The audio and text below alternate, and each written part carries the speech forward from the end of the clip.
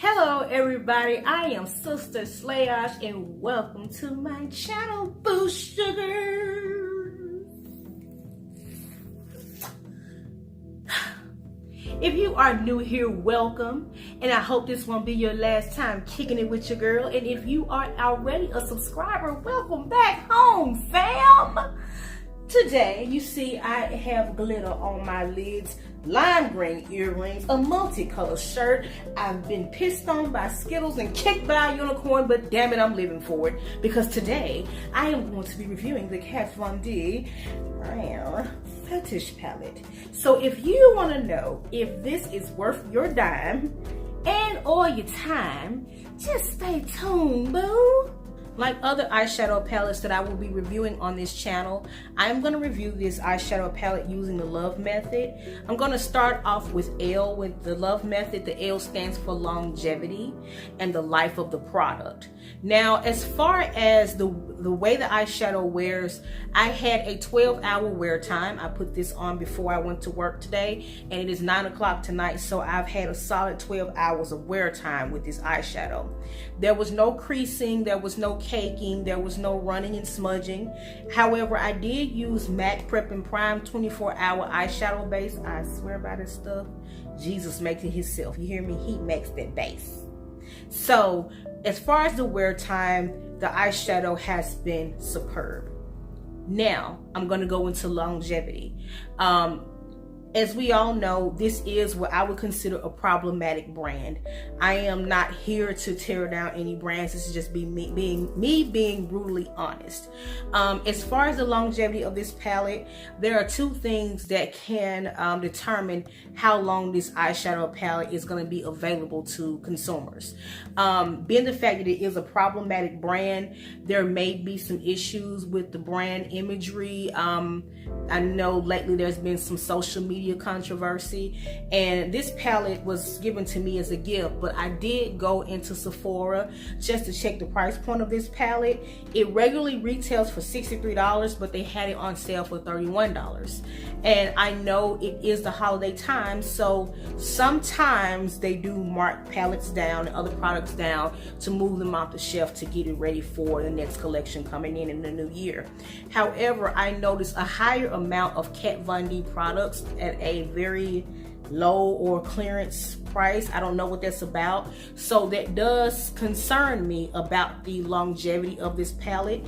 Although it does have great wear time, I do not know how long it's going to be available for purchase. So when it comes to the longevity and the life of the palette, I'm going to have to grade it, I say, on a scale from 1 to 10, with 1 being the lowest and 10 being the highest. I'm going to have to give this palette a 3 for the shelf life and how long it may be available, and I'll give it a 7 for the wear time on the eyes. As we move on to the second part of the love acronym, the second letter is O, and O stands for organized. And when we speak about organization of a palette, we mainly want to talk about the way the colors are laid out in the palette. And as you can see, at first I thought there was a rhythm to this palette, and then after a while I got extremely confused. So this palette is not as organized as I would like for it to be, because you have a mixture. You have purples over here, you have purples over here, you have grays over here, and you have grays over here, you have blacks over here and blacks over here. So there's no real rhythm to how this palette works. And the way the pans are laid out in the palette, they're vertical. You have one row of 1, and you have a row of 2, and you have a row of 3. And so I understand there's a rhythm of 2, 3, 2, 3, 2, 3, 1. You know, I get that. However, I can easily see how a everyday woman can get overwhelmed trying to find a simple eyeshadow look with this palette. Because if you want to go for a purple look, you have to come over here, and you have to come over here, and you got to go over here to find a transition color. It's really confusing. So there's no real flow to this palette. When I say flow, I'm thinking of myself as an artist and a consumer here. Because as an artist, if I'm doing a fashion show or event, as great as the pigmentation is for this palette, which I'll eventually get into, I would not pull for this palette.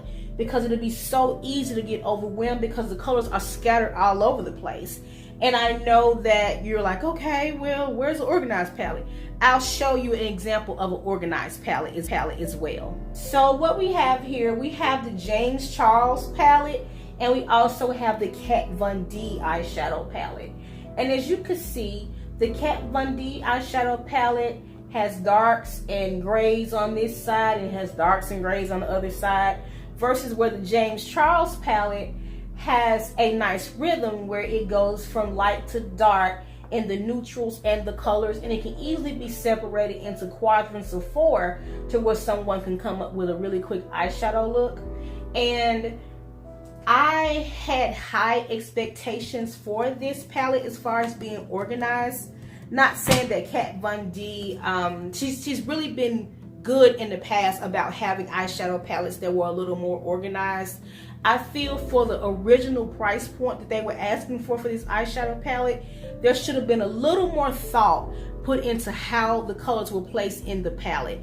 Because if you're asking for $63, there should be no problems with flowing through this palette from left to right and finding an eyeshadow look for you. So when it comes to the organization of this palette, I'm gonna have to give it a 3.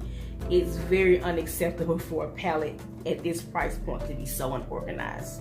I'm sorry, Kat. Don't take it personal. The third part of my acronym, LOVE, is the letter V. And V stands for value and versatility. And when we speak about the value in an eyeshadow palette, what we're talking about is the cost point of each individual eyeshadow in the palette, which determines if it's valuable in the sense of if it's worth your money or if you're overpaying for the product. Now, this eyeshadow palette here, it has slender pans, but the pans are vertically placed and they're long. And when you break down the asking price of $63, you have 24 eyeshadows in here. You're gonna get probably about a cost point of maybe $2.50 or $2.60 per eyeshadow in the palette, which really isn't a bad value proposition. So I'm not gonna grade it too low. I'm gonna give it a 7. However, the reason why I'm giving it a 7 when it comes to the value proposition is because right now we're in a very competitive landscape for cosmetics. You have companies like BH Cosmetics, Morphe, you have other drugstore brands such as Revolution Makeup, where you can get way more eyeshadows that are equally pigmented, and you have a cost point of less than $1 per eyeshadow. So this palette, even though it's going to be carried, even though it's carried in Sephora and the other palettes may be carried in Ulta or exclusively online, it's still targeting the same market. And so a lot of times you're going to ask yourself, why would I pay $63 for an eyeshadow palette that only has 24 colors, where I can pay $39 for an eyeshadow palette that has 39 to 40 colors? It doesn't make sense from an economic standpoint. However, I'm still gonna give it a good grade because there are other eyeshadow palettes on the market. McGrath, love you, boo. But you have other eyeshadow palettes where there's like a $5, which is kind of ridiculous right about now, but $5 per eyeshadow palette is per eyeshadow in the palette. So this is still kind of a fair price to pay for an eyeshadow palette if you really like this palette. Now, the second part of V is versatility. And when I'm looking for a versatile palette, I'm looking for, as an artist and a consumer, can you use this palette for more than one thing?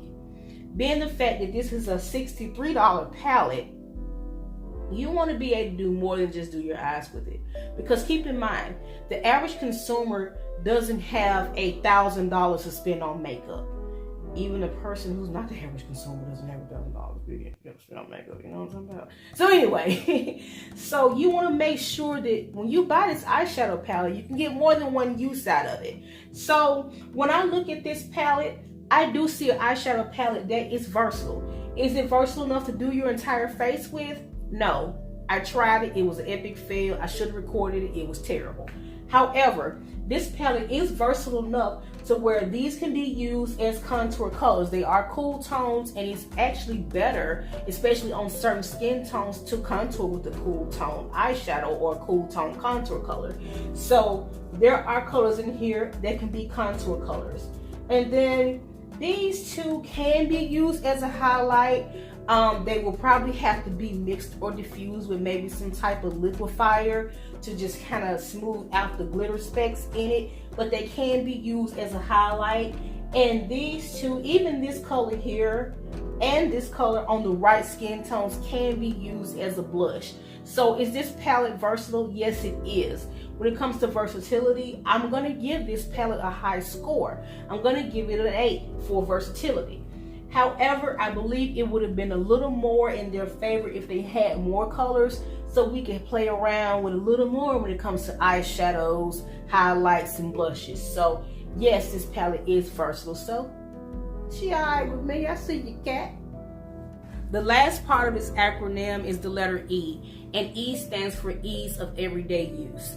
And when we speak about ease of everyday use, we're talking also about pigmentation. As you can see, I had swatches on my arm throughout the whole video. And we also talk about how the product blends. With this eyeshadow palette, I would recommend that you have 2 blending brushes, a natural hair and a synthetic brush. It's going to be better to get the results you need using a synthetic brush on the shimmering colors because they're more of a creamy texture. And I would recommend you use a natural hair brush for the matte colors. Not all brushes are the same, but there is a concern that if you use a natural hair brush on the creamy products, you're going to have a hard time building up pigmentation, which is not going to give it a high ease of everyday use score. So you want to keep that in mind. And also, if you use a synthetic fiber brush, you're going to have a lot of lines of demarcation with the matte colors in this palette. So when it comes to ease of everyday use, I'll give this a solid 6 because the average woman may not have multiple brushes or understand what they're used for. So this palette probably should have been had a little more continuity as far as either you just use strictly a synthetic brush or simply a natural hair brush. So, you know, still not too bad, not too bad. If you are still here right now watching me say what I'm saying right now, as I said to you, that means you made it through my review. How about that? Look at God. So, if you like what you saw, please hit that like and that notification bell because I have plenty of more shenanigans, Stevie. I have so many more videos to come. I'm a growing channel and I am so excited about YouTube, and I am so excited about the opportunities to review products of your liking and your choice. So, if you feel that I am deserving of a like, a notification, or a subscription, hit that joint. Come back and see your girl. Be a part of the family. Now, as for this palette, how do you feel about it? Is it on your wish list or is it on your piss list? With all controversy aside, Kat Von D makes some wonderful products, and I really want her to get together when it comes to this tone deaf crap. I want her to get it together because I want her to make it. So, will you be supporting this brand? Will you be buying this palette? Because she is cute, you know what I'm saying? And, she is sexy. She got nasty words. It's a nasty palette there. I can't bring this over my mom's house. It's got safe word, bondage, dominatrix, stiletto, naughty, S&M, and sex. Yeah, that type of nasty. So, if you are ready for a different YouTube experience, like and subscribe, Blue Sugars, because of all the places you could have been today. You decided to be with me, and I appreciate that. I love you all, and have a good evening. I love you. Bye-bye.